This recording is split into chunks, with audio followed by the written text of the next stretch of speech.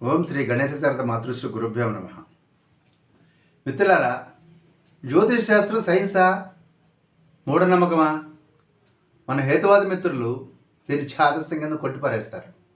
కానీ మన ప్రాచీన భారతీయ ఋషులు తమ అనుభవాన్నంతా రంగరించి ఫలాల యొక్క సంభావ్యతను, అంటే పర్ముటేషన్ అండ్ కాంబినేషన్ అంటారు, వాటిని దృష్టిలో పెట్టుకొని ఈ పాసిబిలిటీస్ ఉంటాయి, ఈ గ్రహాల సంయోగంలో పుట్టిన వాడికి ఈ కాలాల్లో ఈ ఫలితాలు వచ్చే అవకాశం ఉంటుంది అని ఒక ఇండికేటివ్ సైన్స్గా మనకు అందించి మనకు మార్గదర్శనం చేశారు. మనల్ని భయపెట్టడం కోసం మన ప్రాచీన ఋషులు ఈ శాస్త్రాన్ని ఇవ్వలేదు మనకి.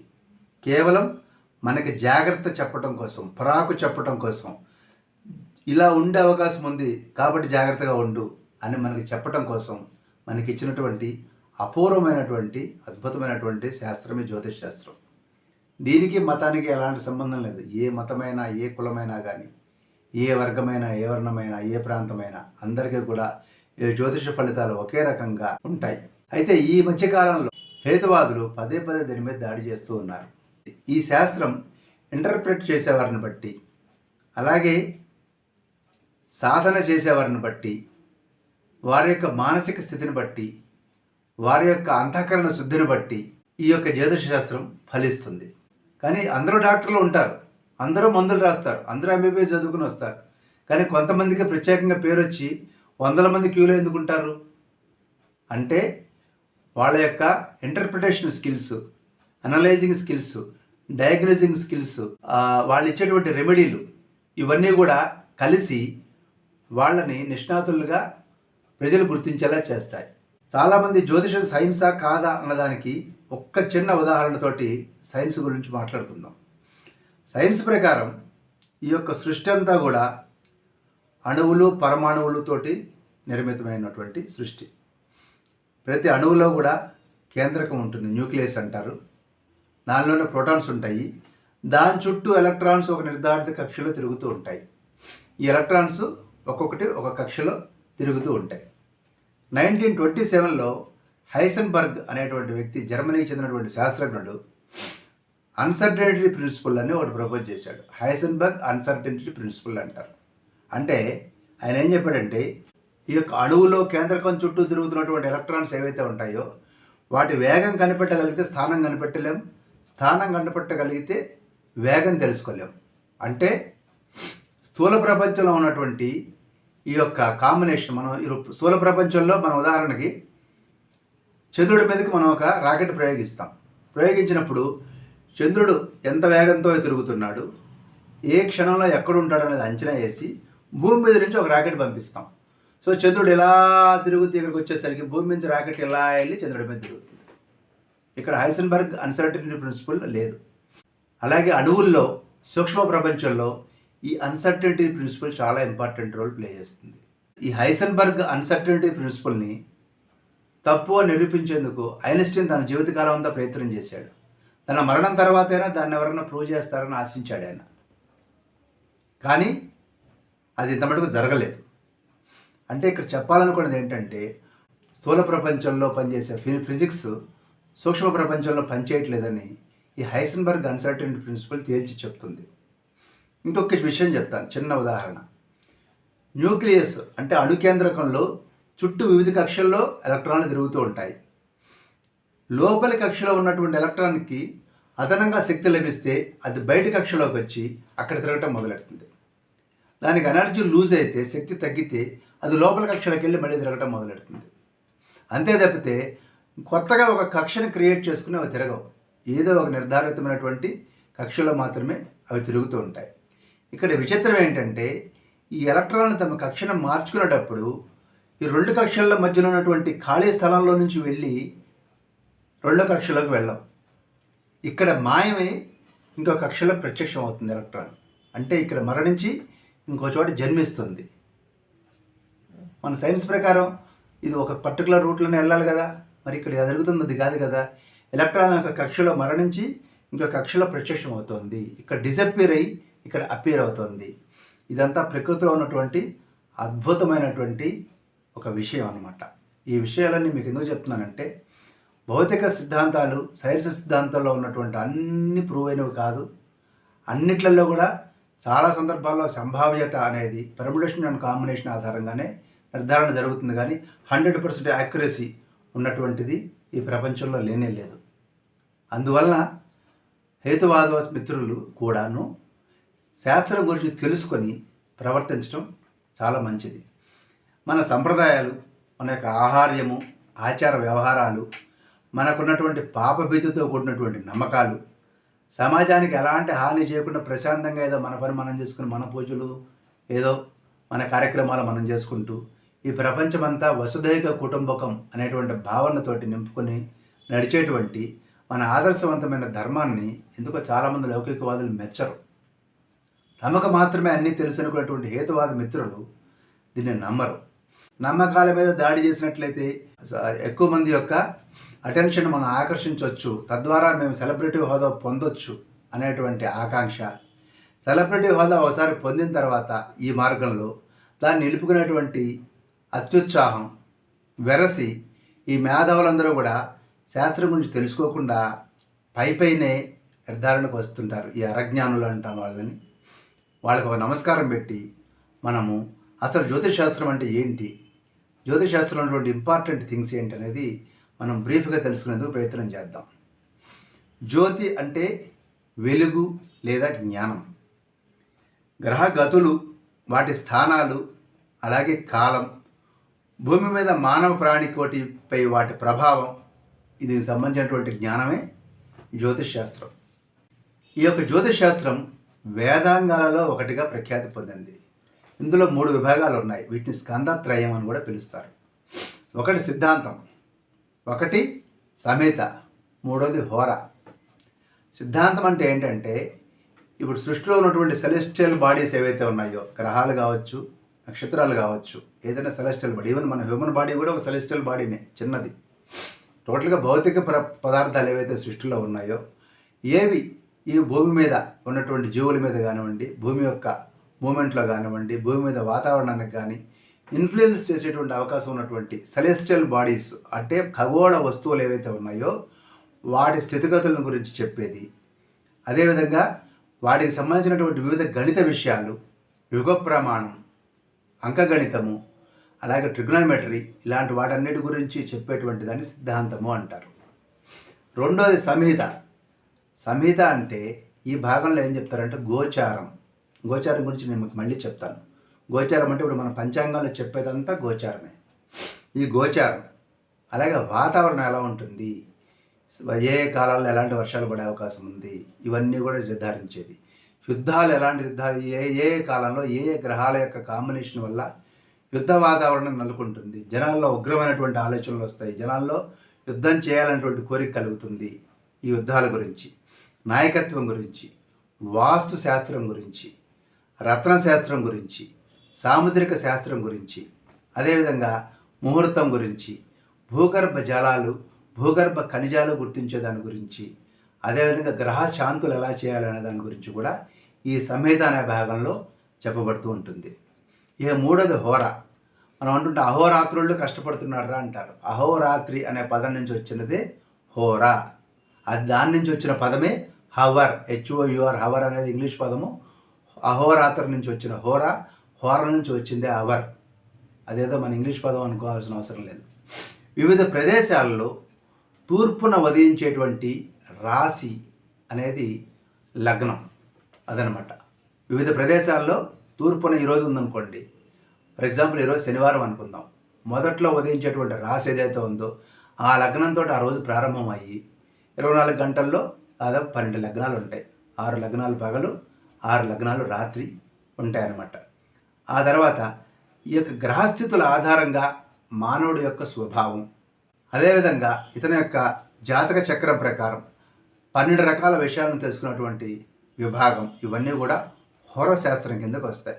ఇవి కాకుండా తర్వాతి కాలంలో ప్రశ్నశాస్త్రం అని, శకున శాస్త్రం అని, అలాగే ఇప్పుడు కొత్తగా తయారైన న్యూమరాలజీ అని, సంఖ్యాశాస్త్రం అని, ఇవన్నీ కూడా తర్వాతి కాలంలో వెలుగులోకి వచ్చి వాటి ఇంప్రూవైజేషన్ చేస్తూ ఉన్నారు. ఈ విశ్లేషణ చాలా నిస్వార్థంగా సమబుద్ధితోటి చేయాలి. వాళ్ళు కనుక ఉపాసనా బలం కనుక ఉన్నట్లయితే జ్యోతిష్ శాస్త్రవేత్తలకు ఇది మరింతగా సునిశ్చితంగా వాళ్ళు ఫలితాలు చెప్పగలుగుతారు. వాళ్ళకి అనాలిసిస్ అనేది బాగా చేయగలుగుతారు అని కూడా శాస్త్రం చెప్తూ ఉంది.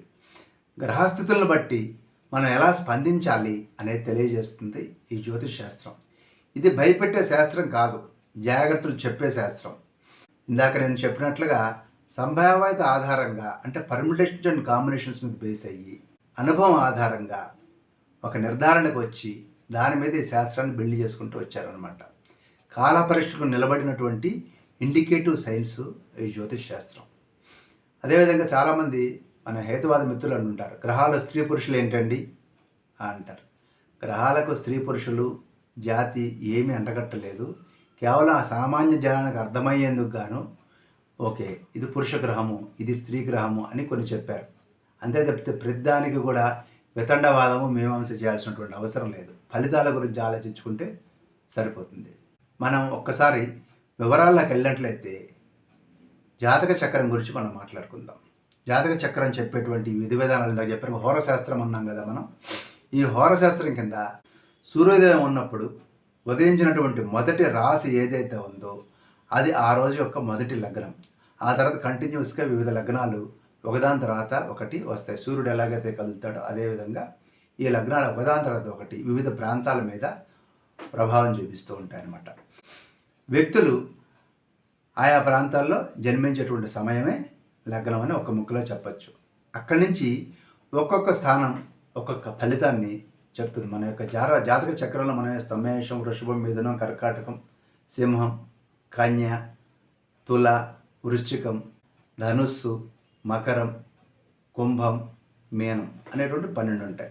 ఈ 12లో మన జాతకంలో మన యొక్క లగ్నం ఏదైతే ఉందో, ఫర్ ఎగ్జాంపుల్ మనది మేష లగ్నం అనుకోండి, అంటే మేషం అనేది మన యొక్క జన్మ లగ్నం అనమాట. అది 1 అని తీసుకొని మొత్తం 12. అలాగే ఒకళ్ళు వృషభ లగ్నంలో పుట్టారనుకోండి, వృషభం 1 అని తీసుకొని వృషభం తర్వాత వచ్చే మిథునం 2 అని తీసుకొని అది ద్వితీయ భావం, తృతీయ భావం అట్లా లెక్కేసుకుంటూ వస్తాము. అలా లెక్కేసుకుంటూ వచ్చినప్పుడు మొత్తం 12 రకాల భావాలు 12 రకాలైనటువంటి ఫలితాల గురించి చెప్తాయి. మొదటిది అంటే మన జన్మలగ్నం ఏదైతే ఉందో అది మన శరీరాన్ని గురించి మన యొక్క వ్యక్తిత్వాన్ని గురించి చెప్తుంది. అదేవిధంగా 2వ స్థానం ఏదైతే ఉందో అది ధనము, కుటుంబం, వాక్కు ఇలాంటి స్థానాల గురించి చెప్పేది 2వ స్థానం. మన నాలిక, మన మాట తీరు ఇవన్నీ కూడా 2వ స్థానం తెలుపుతుంది, మన కుటుంబాన్ని మన ధనాన్ని కూడా. 3వ స్థానం మన యొక్క తమ్ముళ్ళు చెల్లెళ్ళ గురించి. అదేవిధంగా మన విక్రమ స్థానం కూడా 3వ స్థానమే. అలాగే షార్ట్ డిస్టెన్స్ ట్రావెల్స్ను కూడా ఇండికేట్ చేసేది మన యొక్క జాతక చక్రంలో 3వ స్థానం. ఇక 4వ స్థానం మన యొక్క తల్లిని, మన యొక్క ఇల్లు, మన స్థిరాస్తులు, మన యొక్క విద్య, మన యొక్క మనశ్శాంతి ఇవన్నీ కూడా చెప్పేటువంటిది 4వ స్థానం, 4th ప్లేస్. మన యొక్క లగ్నం నుంచి 4వ స్థానం. లగ్నం 1 అనుకుంటే 4వ స్థానం అనేది మాతృస్థానం. 5వ స్థానం సంతాన స్థానం అనమాట. అంతేకాకుండా మన మంత్రం 5వ స్థానం ఇండికేట్ చేస్తూ ఉంటుంది.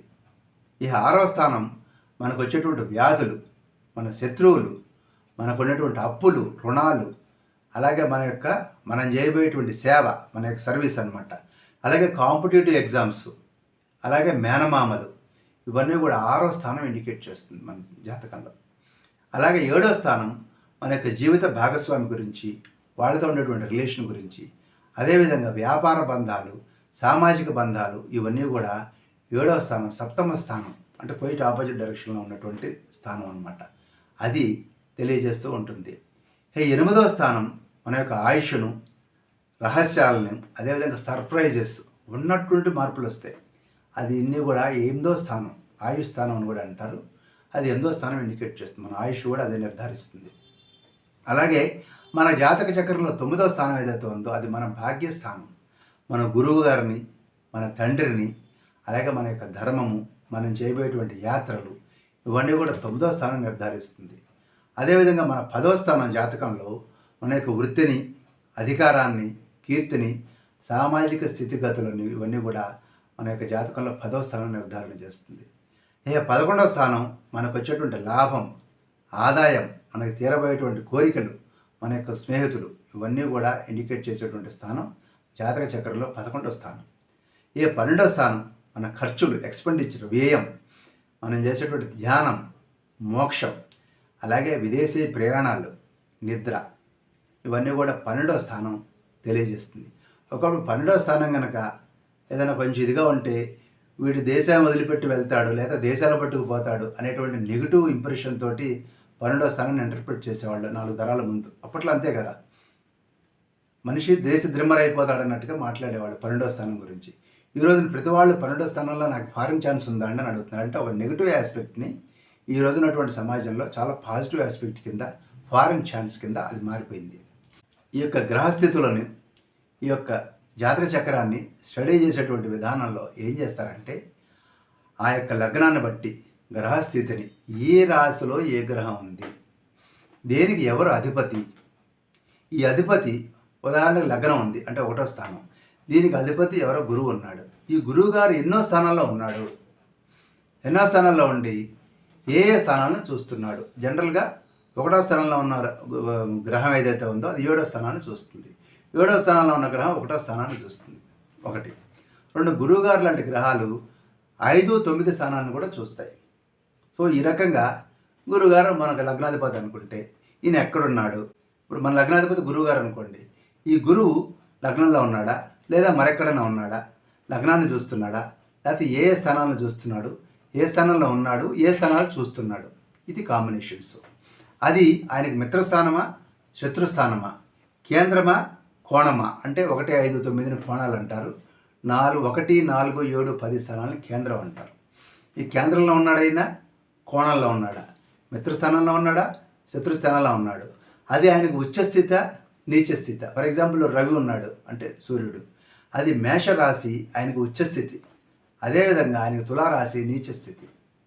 అదేవిధంగా రివర్స్ శని వచ్చేసరికి మేషము నీచస్థితి అయితే తుల ఉచ్చస్థితి.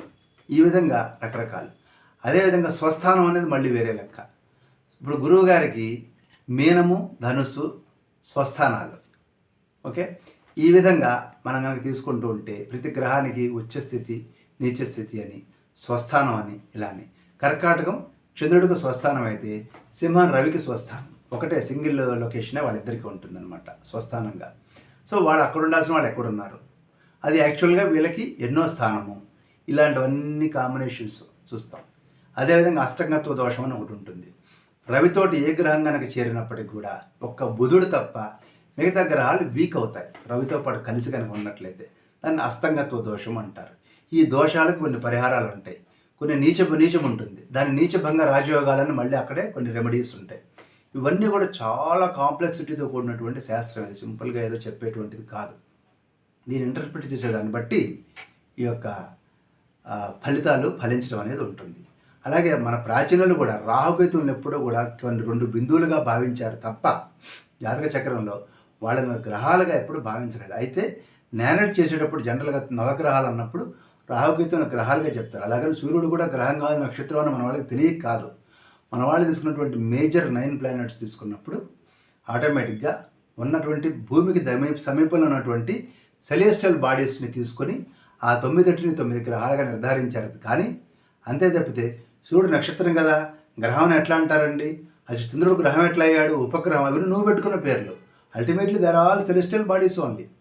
వాళ్ళ యొక్క ఇన్ఫ్లుయెన్స్ భూమి మీద ఉన్నటువంటి మన మీద ఎలా ఉంటుంది అనే దాన్ని ఇంటర్ప్రిట్ చేయడం జరిగింది. అదేవిధంగా ఇంకొక చిన్న పాయింట్ ఏంటంటే దశా పద్ధతి అని ఒకటి ఉంటుంది.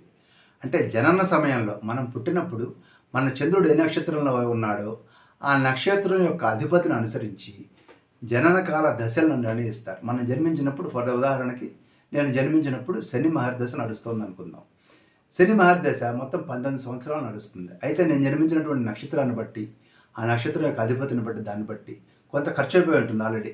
సో అక్కడి నుంచి నా లైఫ్ స్టార్ట్ అవుతుంది. స్టార్ట్ అయిన తర్వాత శని దశ అయిన తర్వాత వచ్చాడు బుధ దశ, అది మళ్ళీ 17 సంవత్సరాలు ఉంటుంది. ఆ తర్వాత కేతు దశ వస్తుంది, అది ఒక 7 సంవత్సరాలు ఉంటుంది. ఆ తర్వాత శుక్ర మహర్దశ వస్తుంది, అది 20 సంవత్సరాలు వస్తుంది. ఆ తర్వాత వచ్చేది రవి మహర్దశ వస్తుంది, ఒక 6 సంవత్సరాలు. ఆ తర్వాత చంద్ర మహర్దశ వస్తుంది, అదొక 10 సంవత్సరాలు. ఆ తర్వాత కుజ మహర్దశ వస్తుంది, అదొక 7 సంవత్సరాలు. ఆ తర్వాత రాహు మహర్దశ వస్తుంది, 18 సంవత్సరాలు. ఆ తర్వాత గురు మహర్దశ వస్తుంది, 16 సంవత్సరాలు. ఇలా మొత్తం వింశోత్తర దశ కాలాన్ని మొత్తం ఒక 120 సంవత్సరాలను స్టాండర్డ్గా మన వాళ్ళు తీసుకుంటూ ఉంటారు. ఎందుకంటే మ్యాక్సిమం జీవేమ శరద శతం అని మన వాళ్ళు 100 సంవత్సరాలు బతకాలని అనుకున్నారు.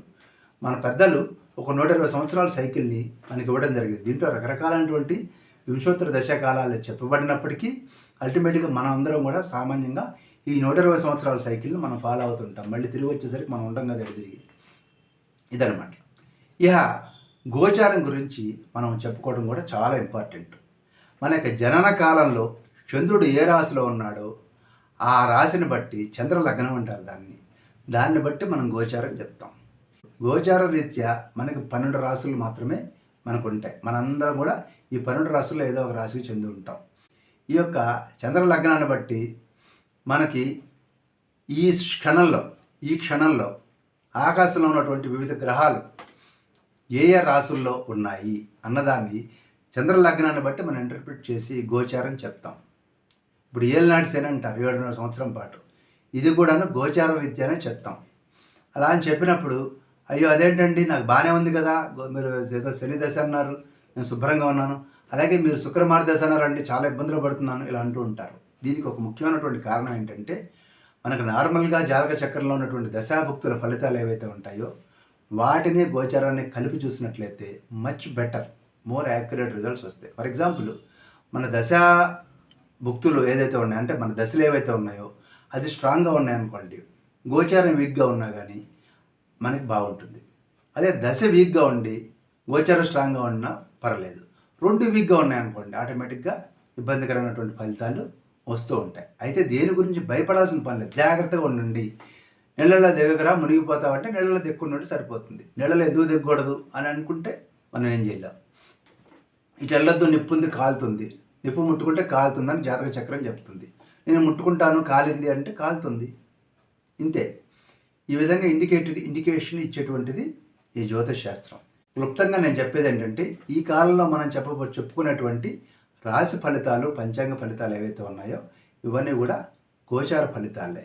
ఇదన్నీ బ్రాడ్గా మన యొక్క లైఫ్లో ఎలాంటి మంచి చెడులు జరిగే అవకాశం ఉందనేది ఇండికేట్ చేయడం కోసం ఈ గోచార ఫలితాలు ఉపయోగపడతాయి. విజ్ఞానమైనటువంటి వీక్షకులు ఈ విషయం గమనించండి. నకిలీ జ్యోతిష్కులను కానివ్వండి, శాస్త్రం అడ్డం పెట్టుకుని జనాల నమ్మకాలతోటి వ్యాపారం చేసేవాళ్ళని, సెలబ్రిటీస్ మీద ఓవర్గా ఫోకస్ చేసి ఏవేవో చెప్పుకుంటూ శాస్త్రాన్ని అవహేళన చేయడానికి ఆస్కారం ఇచ్చేవాళ్ళని మీరు పట్టించుకోవాల్సిన పని, నమ్మాల్సిన పని లేదు.